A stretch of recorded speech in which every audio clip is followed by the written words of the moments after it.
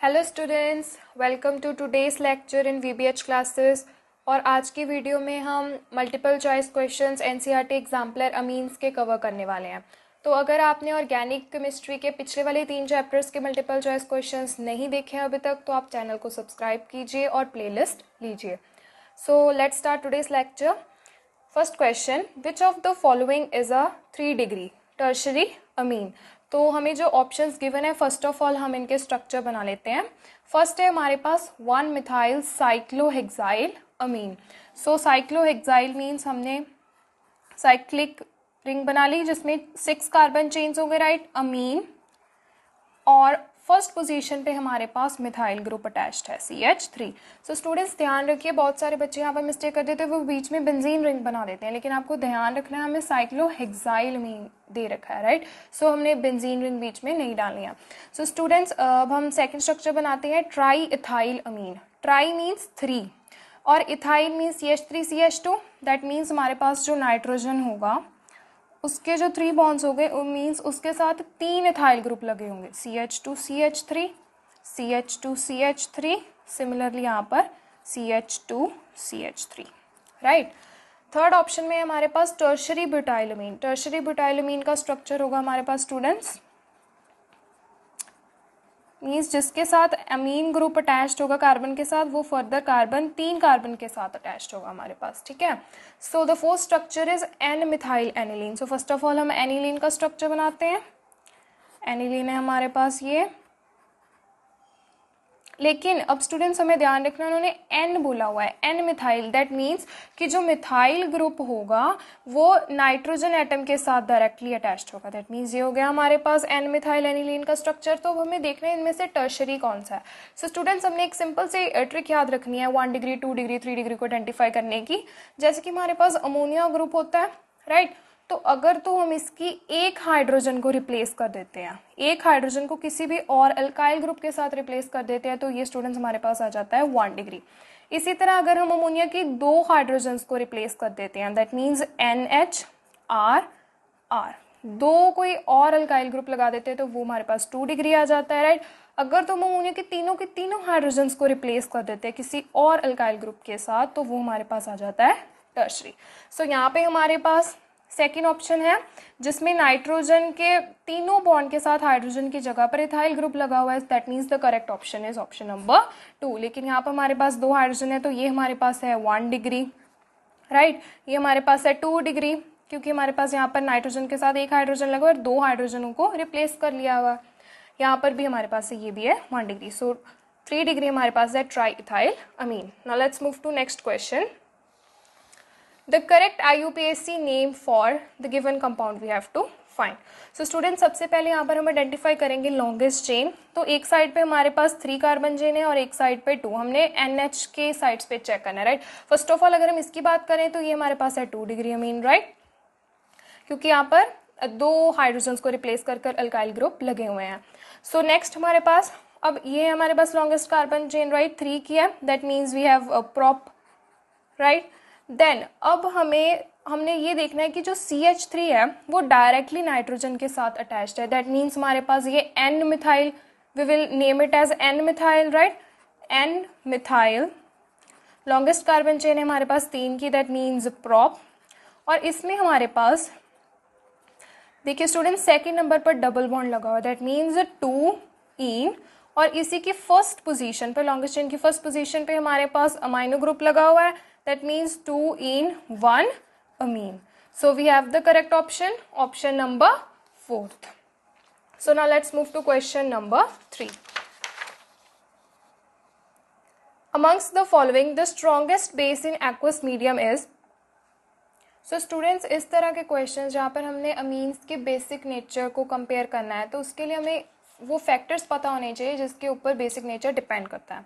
So basically अगर हम लें कोई भी अमीन, फॉर एग्जांपल मैं मिथाइल अमीन ले रही हूँ, तो अमीन्स बेसिक क्यों होते हैं? क्योंकि नाइट्रोजन के पास लोन पेयर अवेलेबल होता है जिसको कि ये डोनेट कर सकता है, right. That's why they are basic in character, fine. और अगर हम फर्दर देखें तो जो एल्काइल ग्रुप्स होते हैं, जो आर ग्रुप प्रेजेंट होते हैं, ये इलेक्ट्रॉन डोनेटिंग ग्रुप्स होते हैं क्योंकि इनमें प्लस आई इफेक्ट, ये प्लस आई इफेक्ट देते हैं, ये NH2 को और इलेक्ट्रॉन देंगे।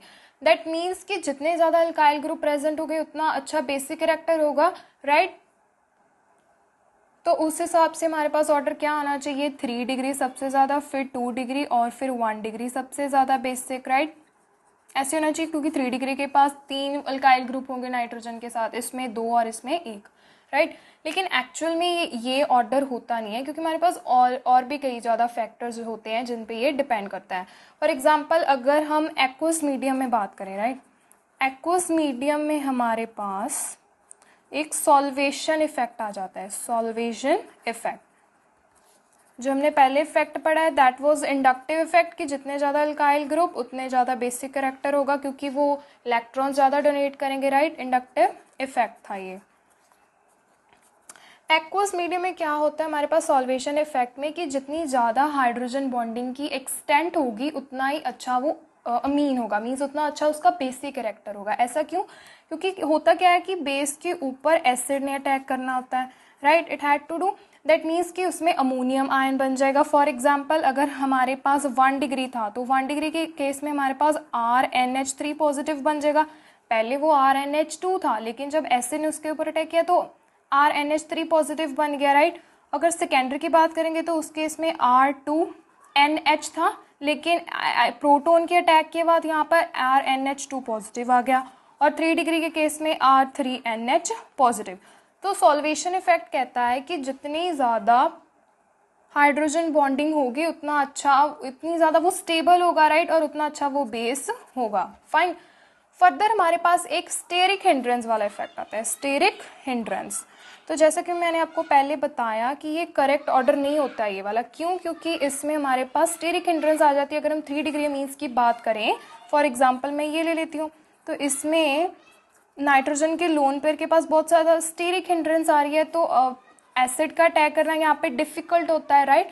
तो हमारे पास इन कंबाइंड इफेक्ट्स को करके हमारे पास जो करेक्ट ऑर्डर आता है ना मीन्स की बेसिक स्ट्रेंथ का, उसमें 2 डिग्री अमीन सबसे ज़्यादा होते हैं, followed by 3 degree and then 1 degree, right. तो चलिए अब हम क्वेश्चंस करते हैं।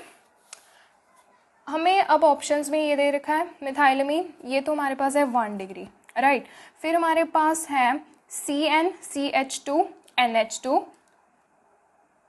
इसमें हमारे पास स्टूडेंट्स ये हमें ना CN ग्रुप दे रखा है, और CN ग्रुप हमने पढ़ रखा है कि एक इलेक्ट्रॉन विड्रॉइंग ग्रुप है, ये -I इफेक्ट कॉज करेगा। दैट मीन्स ये जो नाइट्रोजन के पास जो भी लोन पेयर होगा, राइट, ये हमारे पास CH2CN, वो उसको अपनी तरफ खींचेगा। दैट मीन्स नाइट्रोजन के पास लोन पेयर लेस अवेलेबल होगा, राइट, लेस अवेलेबल होगा तो फिर वो उसका basic strength it will decrease. Third option में और फोर्थ ऑप्शन में अगर हम देखें तो यहाँ पर भी NH मीन्स ये दोनों के दोनों 2 डिग्री है, तो फिर हम कैसे डिस्टिंग्विश करेंगे? तो क्योंकि हमने ये तो ऑर्डर पर लिया कि 2 डिग्री सबसे ज़्यादा होते हैं basic, then 3 and then 1, right. लेकिन अब इन दोनों में हम ऐसे डिस्टिंग्विश करेंगे कि थर्ड ऑप्शन में है हमारे पास स्टूडेंट्स NHCH3 ट्वाइस, राइट, और फोर्थ ऑप्शन में हमारे पास बेंजाइल ग्रुप लग रहा है।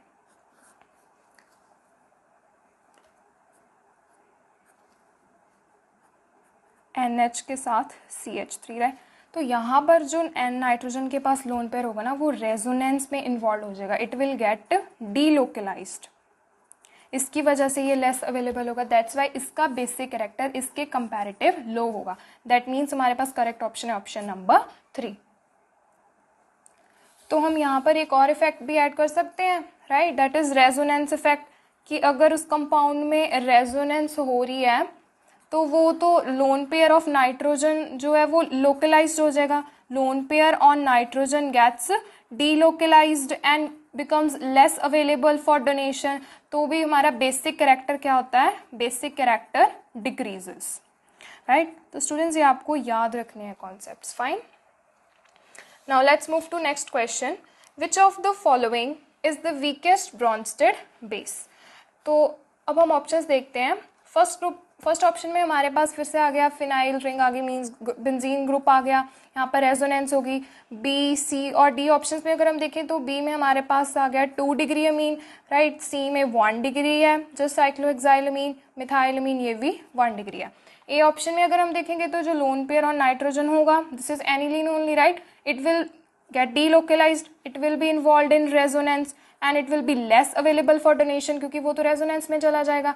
दैट मीन्स ये कम डोनेट कर पाएगा अपना लोन पेयर, तो यही होगा हमारे पास weakest Bronsted base. So the correct option is A. चलिए बढ़ते हैं नेक्स्ट क्वेश्चन की तरफ। Question number 5, benzyl amine may be alkylated as shown in the following equation. Which of the following alkyl halides is best suited for this reaction through SN1 mechanism? तो हमें reaction दे रखी है और कहा है कि SN1 मैकेनिज्म में कौन सबसे ज़्यादा अच्छा होगा।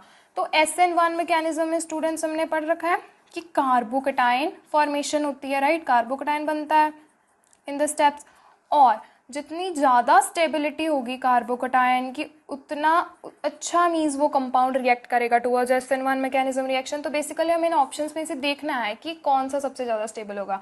हमने वैसे भी SN1 में जो ऑर्डर ऑफ स्टेबिलिटी था वो क्या था, 1 डिग्री सबसे लीस्ट थे रिएक्टिव, देन 2 डिग्री, 3 डिग्री सबसे ज़्यादा, और फिर अलाइलिक ग्रुप आ जाता था और फिर बेंजाइलिक जो थे सबसे ज़्यादा स्टेबल थे, राइट। सबसे ज़्यादा स्टेबल कार्बोकटाइन था क्योंकि इनमें रेजोनेंस आ जाती थी, राइट। नाउ फर्स्ट ऑप्शन में अगर देखेंगे तो after the loss of this halogen हमारे पास CH3 ये कार्बोकटाइन बनेगा, दिस इज 1 डिग्री, तो ये तो लीस्ट होता है SN1 में, राइट। सेकेंड ऑप्शन में अगर हम बात करें we will get C6H5 positive, right. Next we have C6H5CH2Br, this is what, this is benzylic carbocation, benzylic carbocation. और हमने अभी किया है कि बेंजाइलिक कार्बोकटाइन सबसे ज़्यादा स्टेबल होते हैं, क्यों, क्योंकि इनमें रेजोनेंस आ जाती है, तो ये SN1 में सबसे ज़्यादा रिएक्टिव होते हैं। इसमें भी हमारे पास C2H5, here also students we will get 1 degree only. So the correct option is option number 3, benzylic carbocation इस रिएक्शन में सबसे ज़्यादा सूटेबल होगा। सो स्टूडेंट्स, आज के क्वेश्चंस में आप कुछ नए कॉन्सेप्ट मिले होंगे करने को, तो आपने इस वीडियो को देखने के बाद उनको रिवाइज करना है, राइट। आपने फिर से ये MCQs ट्राई करने हैं। अगर आपको ये PDF चाहिए ऐसे प्रिंटेड फॉर्म में तो आप कांटेक्ट कर सकते हैं, और नेक्स्ट क्वेश्चंस के लिए आप हमारे साथ जुड़े रहिए। Till then good bye.